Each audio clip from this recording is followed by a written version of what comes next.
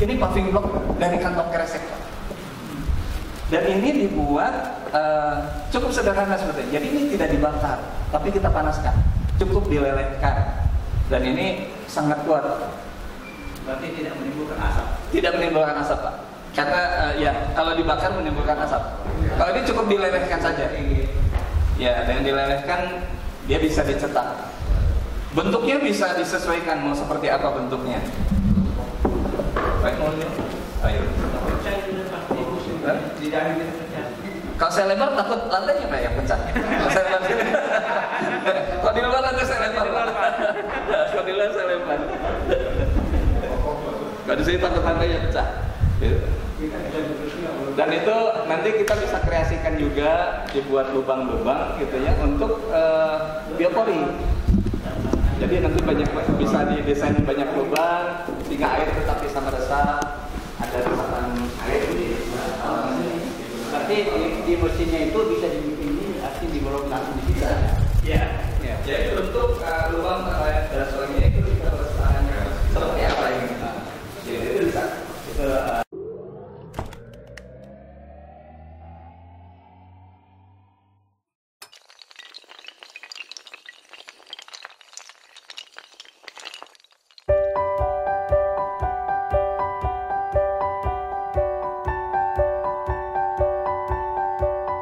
Jadi kalaupun ada bau itu seperti bau tape, Pak.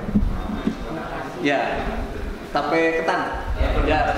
Ya, karena ada fermentasi gitu. Nah waktu itu saya kebetulan diperkenalkan dengan seorang profesor dari Unpad namanya Ibu Ratu Safitri. Beliau memang profesor khusus untuk bakteri. Nah saya tanya ke beliau, bagaimana cara mungkin enggak ngolah sampah tuh dalam 24 jam? Dia bilang sangat mungkin.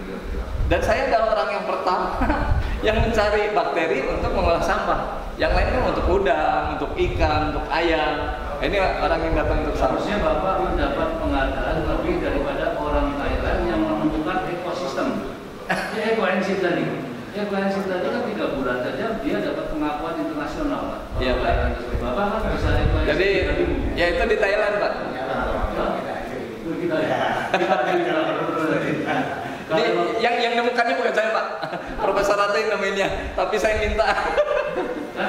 Ekoenzim tadi. Betul, Pak. Ya, setelah saya coba ternyata memang dia lebih cepat ya. Jadi itu iya betul.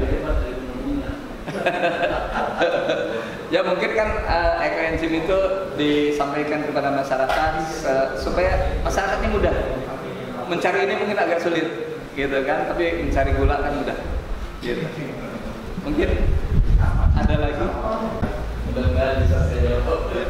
Mohon izin Pak, mungkin saya juga tertarik dengan sumber protein yang tinggi ya kan, karena saya tertarik itu di ternak ikan ya. Nah, ini kan bisa menjadi sumber protein yang tinggi untuk ternak ikan, terutama ikan-ikan lele ya kan, terus juga yang memang predator ya kan. Ini saya ketahui seperti itu.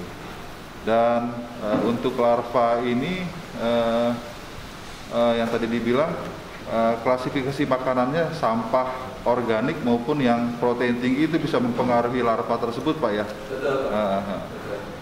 Jadi saya lebih concern ke manggot ini, larva ini. Mudah-mudahan sih ya tempat yang kita siapkan bisa untuk mengakomodir pertumbuhan dari proses kegiatan larva ini. Tapi saya juga pengen buka di kantor kelurahan juga gitu. Iya kan? Ini kenapa nanti mohon nanti perkenan untuk bisa memberikan bimbingan untuk kami, karena kami juga nanti akan buka kolom ternak ikan ya di samping kantor kami ya kan, untuk kami ternak lele ya. Lele, mudah-mudahan ini di samping ternak lelenya ada kita tempat perkembangbiakan larva tersebut seperti itu. Mungkin nanti dalam jangka waktu dekat ya akan coba kita proses seperti itu, Pak. Terima kasih Pak, mungkin itu dari saya. Pak, kebetulan saya tergabung di Paguyuban Pegiat Maggot Jawa Barat, Pak. Jadi sudah cukup banyak memang pegiat maggot ini. Meskipun memang banyak pegiat ini memanfaatkan maggotnya adalah untuk kebutuhan sendiri. Jadi pegiat maggot kebanyakan ada peternak ayam, peternak bebek, peternak lele. Mereka membudidayakan maggot untuk konsumsi sendiri. Tapi banyak juga yang memang produksi untuk dijual. Jadi yang nggak punya ternak dijual. Nanti insya Allah saya akan sesuaikan dengan jadwal Bapak gitu. Nanti saya dengan Pak Ketuanya lah, dengan Kang Ardi nanti kita sowan ke sini, kita ngobrol-ngobrol tentang maggot. Mungkin pengetahuan saya tidak sebanyak ketua paguyubannya gitu, nanti bisa sharing ilmu gitu ya. Dan saya melihat karena dapat informasi kita punya lahan 2000 meter, sementara untuk pengolahan sampah ini tidak sebesar itu, Pak. Jadi sisa lahan itu kita bisa pakai untuk budidaya maggot. Jadi kita nggak numpuk nantinya si kompos. Oke, kita gunakan kompos sebagian untuk tanaman-tanaman kita, tapi kita juga budidayakan maggot, gitu. Sampah itu diserap tiap hari habis, gitu maggot yang kita jual. Jadi mestinya terbantu juga, Pak, ya? Betul, Pak. Betul, Pak. Ya. Dan dari situ akan banyak juga jadinya tenaga yang kita bisa manfaatkan diserap di situ, gitu. Dan juga masyarakat juga bisa berbudidaya nantinya. Pak, telur lalat ini harganya 15.000, Pak. 1 gram. Telurnya 1 gram, Pak. Telur lalat ini 15.000 1 gram. Mahal. Iya. Iya. Ini mahal, Bu. Jadi kalau saya waktu pertama membudidaya maggot, saya sekaligus membuat penelitian. Maggot ini yang paling banyak makannya apa sih, yang paling banyak dimakan, gitu kan? Jadi waktu itu saya beli 60 gram, hampir 1 juta, Pak. Barangnya nggak sampai semangkok kecil lah. Hampir 1 juta saya beli telur maggot, gitu kan? Tapi alhamdulillah terus bisa jadi. Dan yang berikutnya kan kita nggak perlu lagi kita beli telur, karena nanti sebagian yang kita jual, sebagian kita jadikan alat. Tenang sendiri. Ya, nanti mereka kan bertelur lagi, nah kita kemudian jadi siklus di kitanya. Itu sudah. Dalam tadi yang 1 juta itu bisa mampu mengelola menghabiskan sampah sampai berapa kilo kira-kira perbedaannya? Pak, itu dari 2 gram, dari 2 gram telur, Iya. itu menghasilkan kalau bagus itu bisa sampai 4 kilogram maggot. Dari 2 gram, jadi 4 kilogram maggot. 1 kilogram maggot itu bisa makan sampai 10 kilo sampah setiap hari. 1 kilo. 1 kilo. Jadi kalau 4 kilo kita punya maggot berarti 40 kilo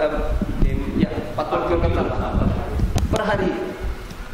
Dan 4 kilo maggot itu nggak banyak, Pak. Tapi sekotak ini aja. Nggak banyak. Jadi kalau kita punya ruang yang banyak, kita bisa susun. Jadi sampah itu memang terserah. Maggot sekarang 8 sampai 10.000, Pak. Tapi kemarin kita waktu ini ya, kita kemarin berdiskusi dengan pegiat maggot di wilayah Sukamiskin, itu mereka diterima 10.000 per kilo. Dan itu dari pegiat, dia cuma punya tempat kecil ya, 2 meter ke 2 meter lah, Pak, kurang lebih. Itu 1 minggu dia menghasilkan 50 kilo ya? 50 kilo. Jadi dia per minggu 500.000, hanya 2 meter kali 2 meter. Itu pun tidak ditumpuk penuh, Pak, hanya 3 lapis ya kita kemarin. Jadi bagus. Jadi ini sangat bagus untuk penanganan sampah. Betul kata Pak tadi, sebetulnya sampah harusnya tidak ada masalah sampah. Tinggal kita lah muncul dari diri kita masing-masing serius menangani sampah. Gitu kan? Kita banyak sudah kita melihat di bank-bank sampah itu sampai ke bungkus kopi itu diterima, Pak, oleh bank sampah, dibeli harganya Rp10 dengan syarat tidak disobek atasnya, jadi cukup dibuka gitu. Nah itu dijadikan kerajinan tangan, ada yang jadi tas dan sebagainya. Itu juga salah satu itu lah ya langkah. Nah kalau kita bisa itu direcah saja masuk ke paving box. Gitu. Karena nanti tas pun mungkin udah bosan jadi sampah juga daripada sampah gitu. Jadi kita manfaatkan ini jadi bisa digunakan. Mungkin itu Pak Dora. Ya mungkin saya hanya usul begini, Pak. Seandainya nanti memang terjadi kecocokan, insya Allah ya, itu Bapak betul-betul harus fokus total untuk men-backup apa yang akan kita lakukan. Karena kan dari cerita Bapak tadi belum banyak orang yang barangkali percaya dengan apa-apa yang Bapak sampaikan tadi kan, karena belum tersebar ini. Sekarang kita tahu di sini sudah didukung Pak Lurah, sudah didukung Pak Camat, sudah didukung Pak Wali, Pak. Jadi kalau ini sampai berhasil, itu kan bisa menjadi percontohan barangkali di seluruh Indonesia, Pak. Karena ini kan masalah besar kan, masalah sampah ini kan. Betul Pak ya? Jadi Bapak harus support kita full kalau seandainya nanti insya Allah terjadi kesepakatan dan kecocokan. Itu aja Pak. Terima kasih. Terima kasih banyak Pak. Ya mudah-mudahan saya diberi kemudahan oleh Allah ya untuk bisa bergabung dengan Bapak. Kita tangani sampah ini menjadi pilot project di sini. Insya Allah dimudahkan semuanya gitu. Ini juga akan menjadi portofolio untuk kami. Gitu. Dan sebetulnya memang semua yang saya sampaikan ini sudah ada Pak di masyarakat. Gitu kan, hanya memang mereka parsial.